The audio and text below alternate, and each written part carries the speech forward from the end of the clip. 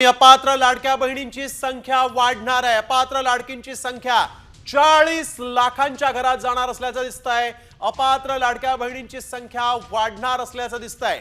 40 लाखांच्या घरात अपात्र लाडक्या बहिणी असू शकतात अशी शक्यता असल्याची माहिती आता समोर आलेली आहे। यावेळेस एक मोठी आणि महत्त्वाची बातमी, अपात्र लाडक्या बहिणींना या योजनेतून बाहेर काढण्याचा एकीकडे आपण बघतोय पडताळणीमध्ये सुरू आहे, तर आता अपात्र लाडक्या बहिणींची संख्या ही 40 लाखांच्या घरात जाणार असल्याची माहिती आता मात्र समोर आलेली आहे। त्यामुळे नेमक्या किती बहिणींना यावेळेस लाडक्या बहिणीचा हप्ता मिळतो हे देखील पाहावं लागणार आहे। अपात्र लाडक्या बहिणींची संख्या जी आहे ती आता वाढणार असल्याचं दिसतंय। आतापर्यंत 9 लाख अपात्र लाडक्या बहिणी होत्या अशी माहिती समोर आलेली असताना आता मात्र अपात्र लाडक्या बहिणींची संख्या जी आहे ती 40 लाखांच्या घरात जाण्याची शक्यता आहे।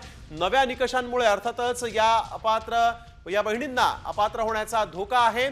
यावेळेस एक